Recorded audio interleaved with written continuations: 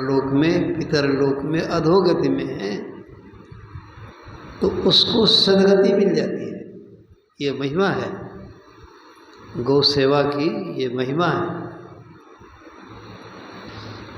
इसीलिए आप पश्चिम में जाएंगे तो जितने आश्रम हैं सब में जैसे साधु सेवा, अतीत अभ्यागतों की सेवा, मंदिर में भगवान की सेवा, तो गौ माता की भी सेवा होती है। गौ पालन पर बड़ा जोर है। हाँ, क्योंकि हमारे पुराणों में जहाँ मनुष्य शरीर की विशेषता है तो वहाँ गौ माता की भी विशेषता है। गाय की बड़ी महिमा है।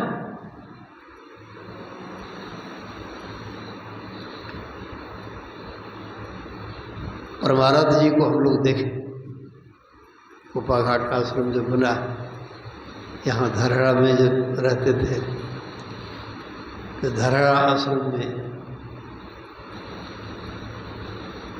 माने 1-2 कोरी गाय थी। कोरी हम लोग पुराने लोग तो जानते हैं 20 गाय की 1 कोरी होती है, हम लोग जानते हैं। अब नई पीढ़ी के पढ़े लिखे लोग नहीं जानेंगे।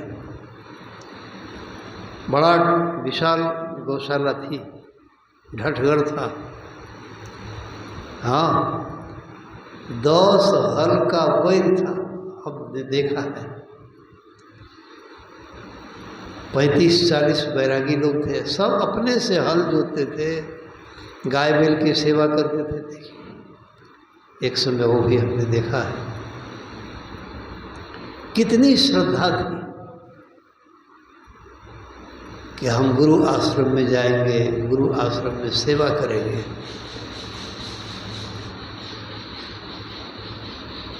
तो गृहस्थों में भी श्रद्धा थी कि वहाँ से एक चरवाहा भी अगर सत्संग में आ जाता था तो लोग उसको साक्षात गुरु महाराज के समान समझते थे, श्रद्धा करते थे। भावना सबसे बड़ी चीज है, सबसे बड़ी चीज है। लोग आज के नवयुवक लोग तर्क करते हैं कि गुरु महाराज की सेवा करने के इनका यह है, अभी सब गुरु महाराज थोड़े हैं तो क्या उसको फायदा, तो उसको दीक्षा लेने से, साधना करने से क्या फायदा होगा? कोई लाभ नहीं होगा उसको। यहाँ तो है कि गुरु भाई को गुरु समझा। मैं ये कह रहा था, समय की बात है, ज्योतिराम राय कोस्कीपुर में जब शुरू में अखिल भारतीय महाधिवेशन हुआ था, सभा बनी थी, कमेटी, तो लक्ष्मी बाबू थे अखिल भारतीय के अध्यक्ष। लक्ष्मी बाबू गृहस्थ किसान थे, बड़े लोग थे। तो वे उनके यहाँ कोई चिट्ठी लिख करके परमाराध्य जी भेजते हैं। एक ऋषिदेव था धरहरा, जौनपट में काम करता था, तो उसको चिट्ठी लिख करके दिए, भेजे, जाओ लक्ष्मी बाबू को देना। लक्ष्मी बाबू को हमने अच्छी तरह से देखा है, हम लोगों के साथ एक साथ बैठ के वो भी सत्संग किए हैं। बहुत पुरानी बात है। ये जब ऋषिदेव जब वहाँ गया तो लक्ष्मी बाबू का जो सिपाही था जाकर कहा कि मालिक धरहरा से गुरु महाराज का पत्र लेकर के आया है, ऋषिदेव है। तो गुरु महाराज वो लक्ष्मी बाबू अपने से आए। अब देखिए, एक ऋषिदेव है लेकिन आश्रम की सेवा में है, तो कितनी बड़ी श्रद्धा। अब उसका हाथ पकड़ करके ले चले ऊपर 2 मंजिला 3 मंजिला पर, हम लोग कहाँ भावना लेकर दुर्भावना के साथ बैठे हैं, तो भावना कहाँ, कितनी भावना कहाँ तक ले जाती है। वो ऋषिदेव डरता था, जब देखा कि अंदर हमको 2 मंजिला 3 मंजिला पर ले जा रहे हैं, तो वो देह पीछे खींचता था कि मालिक चिट्ठी लियो ना, उधर छोड़ दियो ना, इठा रहा दियो। अब वो उनको हाथ पकड़ करके ले चले ऊपर। वहां ले जा करके पलंग पर खूब बढ़िया सजा करके उसके लिए पलंग रखवाए, तो पलंग पर उसको बैठाए ऋषिदेव को। ऋषिदेव का पैर धुलाए कि हमारे गुरु आश्रम का ये है, सेवा करने वाला है। अब सोचिए, उसका पैर धुलाए कि गुरु महाराज के आश्रम से आया है तो गुरुए महाराज, भावना से ही फल मिलता है। एक पत्थर है, उस पत्थर में अगर हनुमान जी का भाव रखते हैं, शंकर जी का भाव रखते हैं, किसी देवी देवता का भाव रखते हैं, विष्णु भगवान का भाव रखते हैं, सालग्राम तो पत्थर है, और उसमें अगर भगवान विष्णु का भाव रखते हैं तो विष्णु भगवान का फल मिलता है, शंकर भगवान का फल मिलता है। वो तो पत्थर है, हम जानते हैं, सब जानते हैं, लेकिन हमारी भावना जो है उसमें शंकर भगवान के रूप में, गणेश भगवान के रूप में, जिस देवी देवता के रूप में, हनुमान जी के रूप में, वो तब वो पत्थर नहीं रह जाता, उसमें वही भगवान आ जाते हैं, उसका फल हमको मिल जाता है। अब यहाँ कोई कहे वो तो गुरु महाराज की सेवा किए थे इसलिए इतने महान हो गए, यहाँ गुरु महाराज थोड़े हैं, तो क्या ज्ञान हुआ? तो भावना तो गंदी रह गई, गंदी भावना रह गई तो फल अच्छा कभी मिलेगा ही नहीं। अब सोच सकते हैं, पत्थर में पवित्र भावना रहने से, अरे बस बेटी में तो ढेरी बांस है, और उसी बस बेटी में से एक बांस काट करके लाया, उसको छील माट करके बढ़िया से, और उसको स्थापित कर दिया महावीर जी के रूप में, हनुमान जी के रूप में, तो उसकी पूजा से भी किसी को फल मिलता है। हाँ, भावो ही विद्यते देवो, जहां हमारी भावना होती है उसी में देवता है। परमाराज जी की तस्वीर है, जो कोई समझेगा कि पत्थर है वो पत्थरे रह जाएगा, पत्थरे रह जाएगा। इससे पहले कागज का फोटो था, रहता है, घर में लोग रखे हैं, जो उसको कागज समझेगा वो कागज बना रह जाएगा, कागज गल जाता है, सड़ जाता है, पच जाता है। हम तो समझते हैं कि हमारे परमात्मा तो सारे रूप रंग आकार प्रकार से परे हैं। आकाश जैसे, आकाश का कोई रूप रंग आकार प्रकार नहीं है, लेकिन जो भी संसार में बना हुआ है सब में आकाश कटा हुआ है, समा हुआ है। इस आश्रम के अंदर आकाश इस आश्रम के आकार में है, घड़े के अंदर आकाश है तो घड़े के रूप में है, लेकिन है आकाश जरूर निश्चित। इसी तरह से पानी है, अब जिस पदार्थ में उसको कर दीजिए पानी वही मालूम पड़ता है।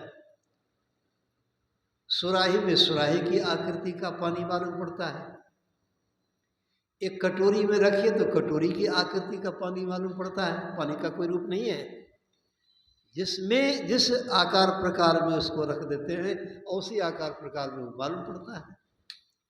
इसी तरह से परमात्मा परमपिता सबसे परे, प्रकृति पार प्रभु सब उर्वासी, निर्गुण सगुण के परे हैं, लेकिन वे ही निर्गुण रूप में आते हैं।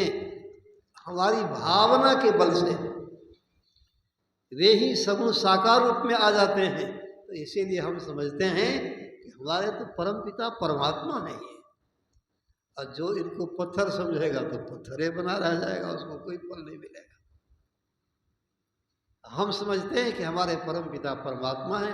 परमात्मा तो किसी रूप में आ सकते हैं, तो हमारी भावना जब इनमें है तो इनमें परमात्मा क्यों नहीं है? परमात्मा है।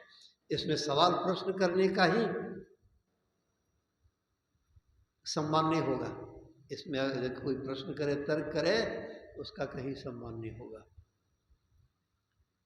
तो एक बांस में हनुमान जी, महावीर जी का लोग भाव रखते हैं, पूजा करते हैं, तो उसमें भी हनुमान जी आ जाते हैं।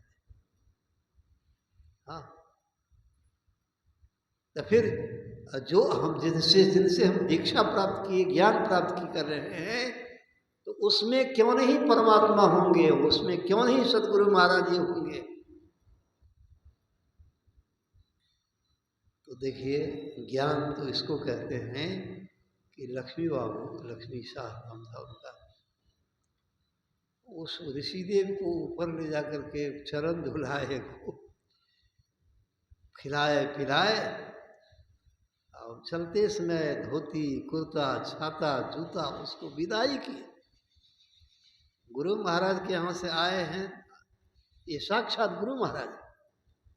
तो भावना अगर ओछी रहेगी, नीच रहेगी, तो कभी फल उसका उत्तम नहीं मिल सकता है। अब भावना अगर उत्तम रहेगी तो उत्तम फल कहीं हम प्राप्त कर सकते हैं, सब जगह प्राप्त कर सकते हैं।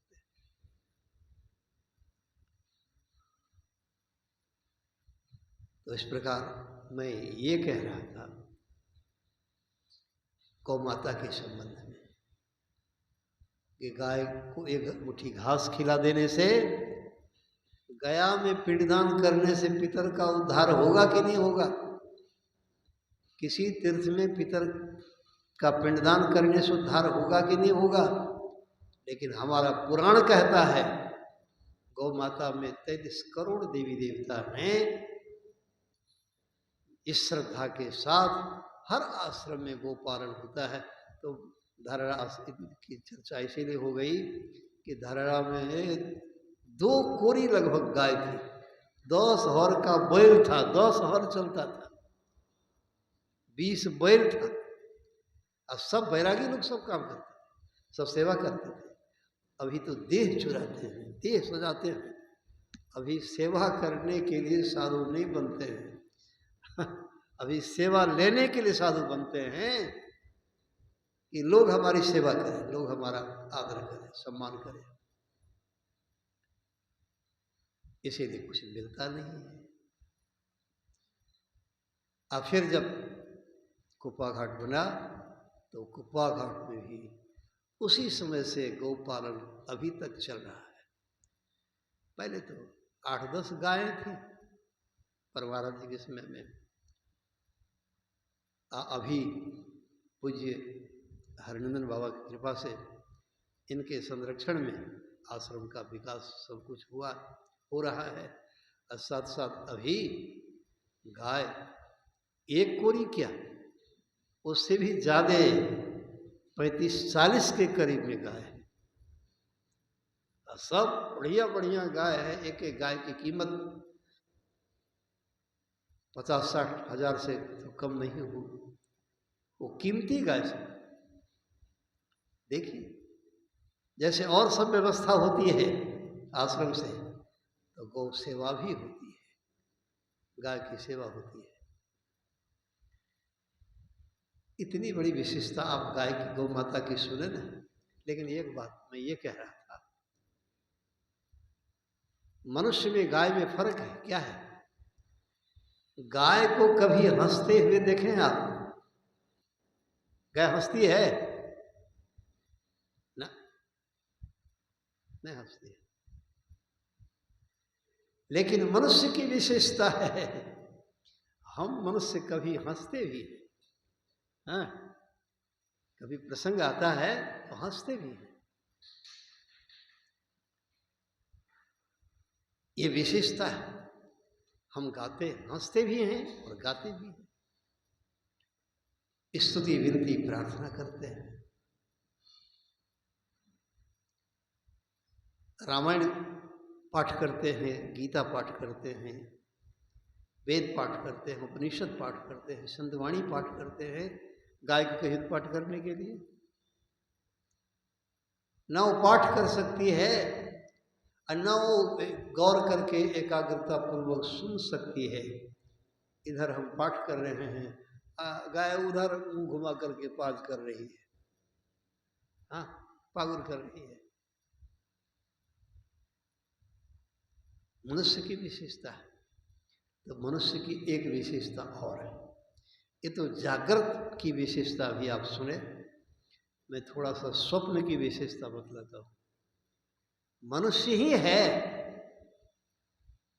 जो खा पी कर जो सोता है, तो इसके अंदर जो जीव है ये 14 इंद्रियों के साथ जागृत में है। हाथ पैर मुंह गुदा लिंग 5 कर्मेंद्रियां, आंख कान नाक जिह्वा चमड़ा 5 ज्ञानेंद्रियां, मन बुद्धि चित्त अहंकार 4 अंतःकरण की इंद्रियों के साथ जागृत। स्वप्न में यही चेतन है, जब खिसक करके स्वप्न में आ जाता है कंठ चक्र में, तो यहाँ 10 इंद्रियां छूट जाती हैं, छूट गई।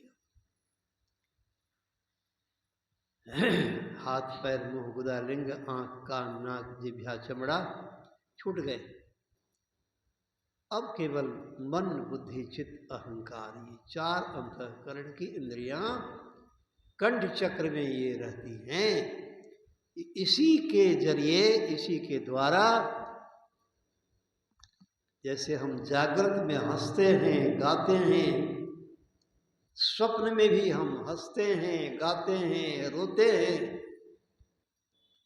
जैसे अभी हम वेद पाठ करते हैं, संतवाणी गाते हैं, यदि लगन उसमें लगी रहती है तो स्वप्न में भी हम वेद पाठ करते हैं, प्रवचन करते हैं। हाँ, तो ये है जो जिसको गहरा प्रेम है संतवाणी से, संतों के ज्ञान से, तो उनको यह लाभ मिलता है कि स्वप्न में भी स्तुति विनती प्रार्थना करते हैं कि हम बाबा के साथ सत्संग कर रहे हैं, गुरु महाराज के साथ सत्संग कर रहे हैं। हम स्वयं पाठ करते हैं, अब बगल में कोई सोया हुआ है वो सुनता है, प्रवचन सुनता है, पाठ भी सुनता है, वो जो बोलते हैं ना। तो मनुष्य ही एक ऐसा है जो स्वप्न में भी हंसता है, रोता है, गाता है, बोलता है, पढ़ता है, स्वप्न में भी। और किसी प्राणी को यह सौभाग्य नहीं है। इसलिए मनुष्य शरीर की बड़ी विशेषता है।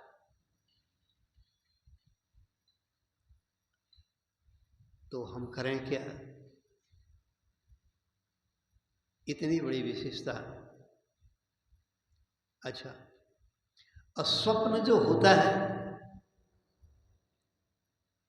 जो हम जागृत में देखते हैं, सुनते हैं, करते हैं, इसी की अमिट छाप चित्त में पड़ जाने से स्वप्न में यही सब देखते सुनते हैं। अब कोई सज्जन कहेंगे आप लोग कि वाह वाह, हम तो कभी कभी ऐसा भी सपना देखते हैं, ऐसा भी स्वप्न देखते हैं कि जो अपने इस जीवन में कभी देखे नहीं है, सुने नहीं है कभी, वो भी स्वप्न हम देखते हैं। कभी देखते हैं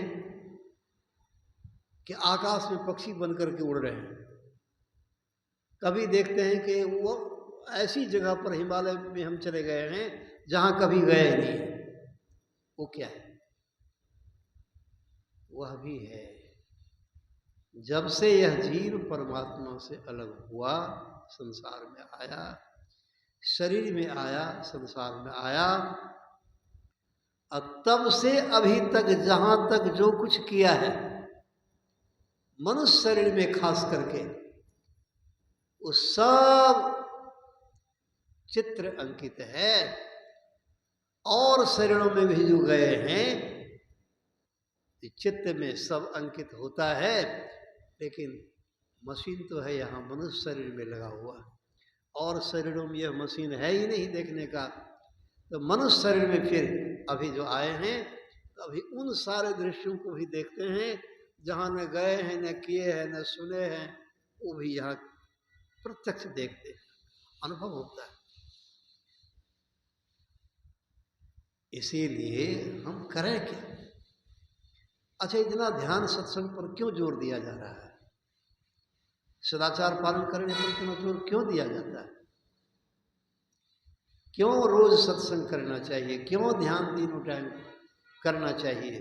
क्यों मानस जप हमेशा करना चाहिए? क्या जरूरी है? साप्ताहिक सत्संग, दैनिक सत्संग, पाक्षिक सत्संग, मासिक सत्संग, अखिल भारतीय सत्संग, सब इतना क्यों? जिसको ज्ञान नहीं होता उसका सत्संगी सब पागल है, सत्संगी सब पागल है, खाली काम चोर है, काम के डर से सब लोग सत्संग में जाता है, काम के डर से। अब उसको अकल ही नहीं, क्या करेगा? जो अकल है, जिसके पास जितनी पूंजी रहेगी बाजार में वही सामान न खरीदेगा, तो जिसके पास ज्ञान की पूंजी जितनी है वो ऐसा ही सौदा करता है, यही इसलिए ऐसा होता है। इतना यह बराबर सत्संग ध्यान सदाचार का पालन इसलिए होता है एकमात्र इस मन को शुद्ध करने के लिए। तन को शुद्ध करने के लिए नहाते हैं, नौल के जल में, कुआं के जल में, पोखर के जल में, बावड़ी के जल में, तालाब नदी के जल में, गंगा जल में नहाते हैं, वो शरीर का मैल धुलता है। परंतु अंतःकरण को धोने के लिए बाहर में कुछ भी होने वाला नहीं है। तो बाहर शरीर हमारा स्वस्थ रहे, गंदगी रहने से बीमारी फैलती है, इसीलिए बाहर शरीर को ही नहलाना धुलाना जरूरी है, वो भी करना जरूरी है। जैसे शरीर को साफ सुथरा नहीं रखने से, कपड़ा को साफ सुथरा नहीं रखने से बीमारी फैलती है, ये तो बाहर की बीमारी है। बाहर की बीमारी कुछ घंटे के लिए एक रूप में एक जीवन में दुख देता है, एक बीमारी एक दुख देती है, लेकिन मन कहीं बीमार पड़ जाए, मन को अगर स्वस्थ नहीं किया तो मन बीमार रहने से तब तो लाखों करोड़ों अरबों जीवन दुखमय हो जाएगा हमारा आपका। तो मन कैसे स्वस्थ रहेगा? इसीलिए मन को शुद्ध करके रखने की जरूरत है,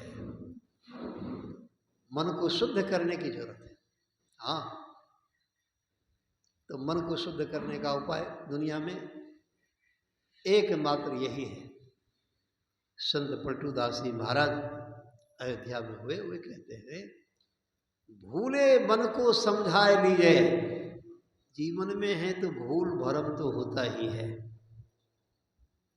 यही संसार में भूल भरम हर बार, खोज करो अंतर उजियारी, छोड़ चलो नौ द्वार, सखीरी क्यों देर लगाई, हाँ चटक चढ़ो नव द्वार, ये राधा स्वामी जी महाराज कहते हैं। तो मनुष्य शरीर में है तो भूल भरम तो है, लेकिन सच्चा इंसान जो होता है वो अपनी गलती को महसूस कर लिया, सुना, समझा, पढ़ा, सुधार कर लिया, सुधार किया तो उद्धार होना ही है।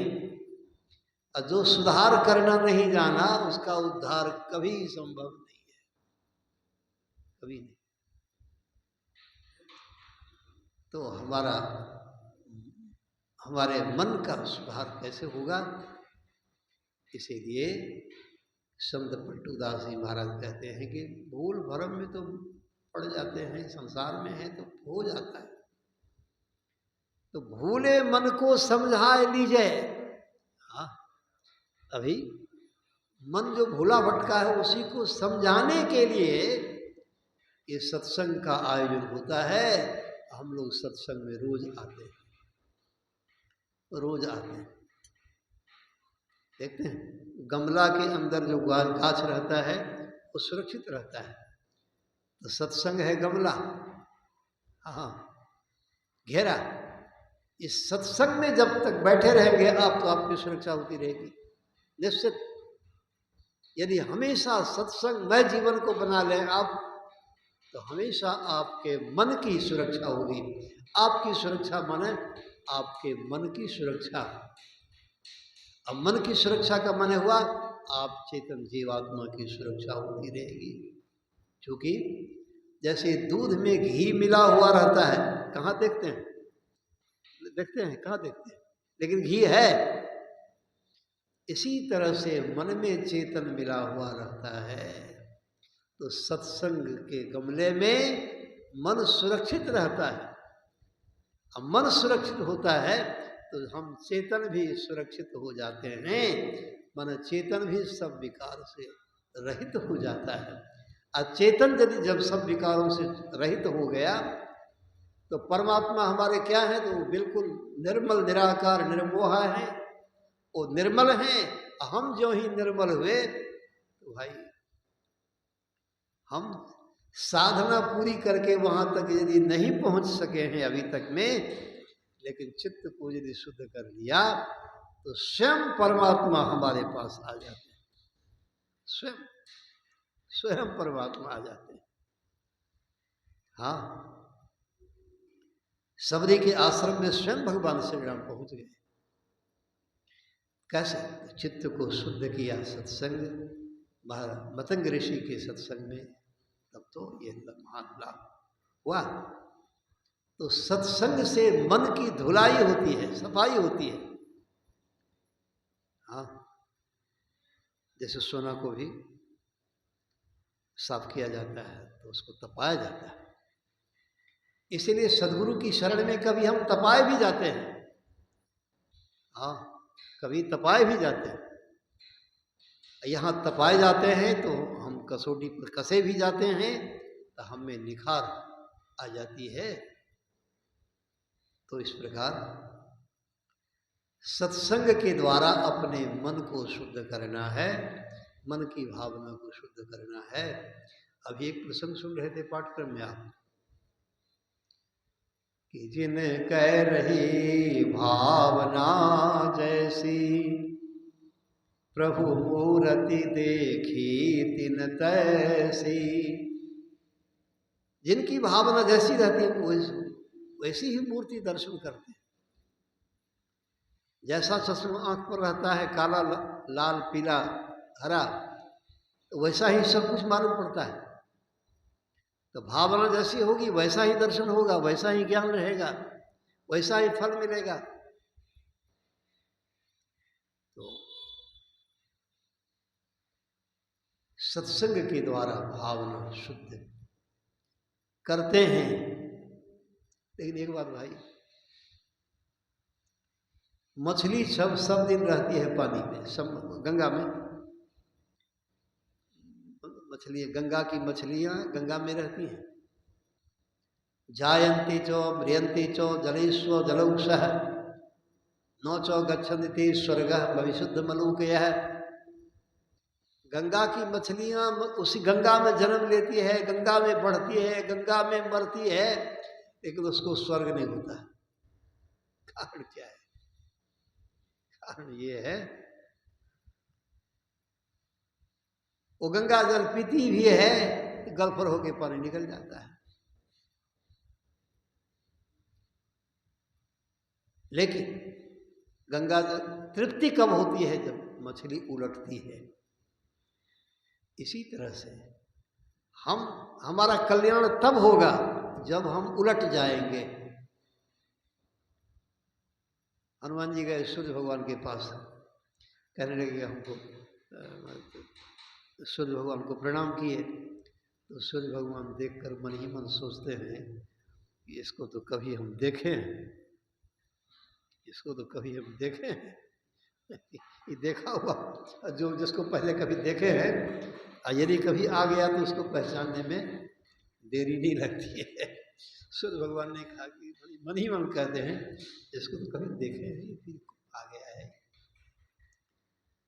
हाँ, इसलिए शंका हो गई कि चूंकि जो आया इसको देखे हैं, ये जो आया था तो हमको मुँह में निकल रहा था ये, अब फिर आ गया है तो सूर्य भगवान को थोड़ा डर भी हो गया।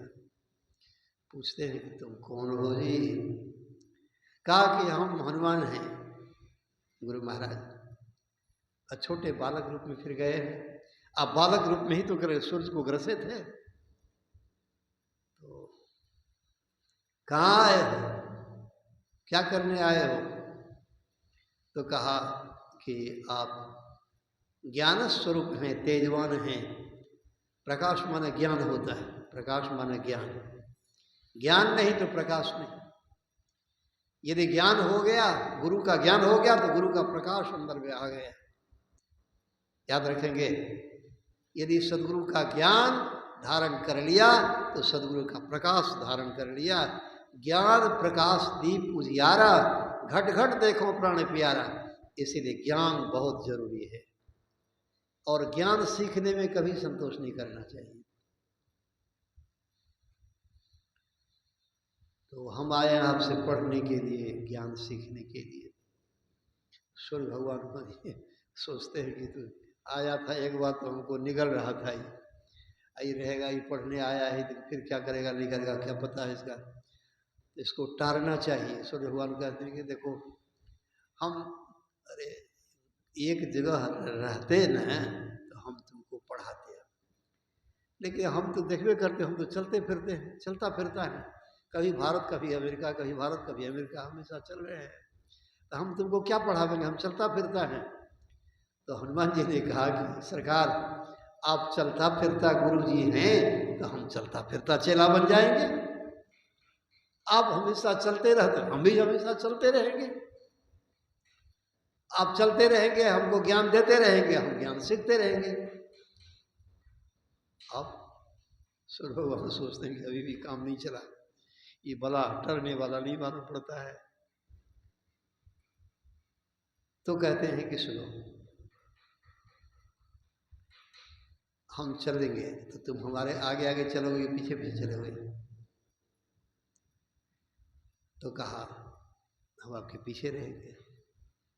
हनुमान जी ने कहा कि विद्यार्थी आगे में रहता है तब न पढ़ता है, या पीछे में बैठने वाला खैनी चुना खाता है वो क्या पढ़ेगा? तो कहा कि तो आप हम आपके आगे आगे चलेंगे। कहा वाह, गुरु के आगे आगे तुम चलोगे, गुरुवाई करोगे, गुरु आगे जो करे गुरुवाई ताको नरक लिखा है भाई। हनुमान जी अब फंस गए। तो उन्होंने कहा कि गुरु महाराज एक काम होगा, तो आपके आगे हम रहेंगे हमेशा, लेकिन आपकी ओर घूम करके रहेंगे हम, उलट करके रहेंगे हम। कहेंगे उलट करके रहोगे? तो कहा अच्छा, अब ये से तुम हमारे सामने उलट पुलट की बात कर रहे हो तो आगे पीछे क्या होगा? हनुमान जी ने कहा कि गुरु महाराज आपकी शरण में आकर के भी यदि हम उलटने का भाव है हमारा ये है कि संसार से उलट जाना, संसार की ओर आसक्ति नहीं रहे, वासना नहीं रहे, संसार की ओर मन नहीं रहे, आपकी ओर ही गुरु मूर्तिगत चंद्रमा, सेवक नयन चकोर, पलक पलक निरखत रहो गुरु मूर्त की ओर। तो गुरु शरण में आकर के भी यदि संसार की ओर मुंह रह गया और उलट नहीं सका, उसी से कैसा हुआ? तो हम उलट करके उल्टे रहे चलेंगे, आपके आगे रहेंगे। आखिर सूर्य भगवान क्या करते हैं? सोचते हैं कि चेला जो है ये बड़ा पक्का है, बड़ा पक्खोस है, ये डरने वाला नहीं है। तो हनुमान जी के गुरु सूर्य भगवान। तो मन को शुद्ध इसलिए करना जरूरी है, तो मन अगर शुद्ध हो जाए तो इसका कितना बड़ा लाभ हम आपको मिल सकता है। इसीलिए अभी आप सुने। अभी देखिए, प्रसंग बस में कहता हूँ, हमारे आश्रम में अभी इंदुआनंद जी हैं। इंदुआनंद जी परिहारी में जो बड़ा बड़ा सत्संग हुआ, उस समय से जब जैसा हुआ सब कोई सेवा करते हैं, लेकिन सब सोचते हैं, कुछ सोच विचार करके सेवा करते हैं। हाँ, अपनी प्रतिष्ठा, अपनी सब कुछ देख करके। लेकिन प्रसंग बस में कहता हूँ, देखिए इंदुआनंद जी को आप, वो जन लेबर के साथ खटता है, काम करता है, सेवा करता है।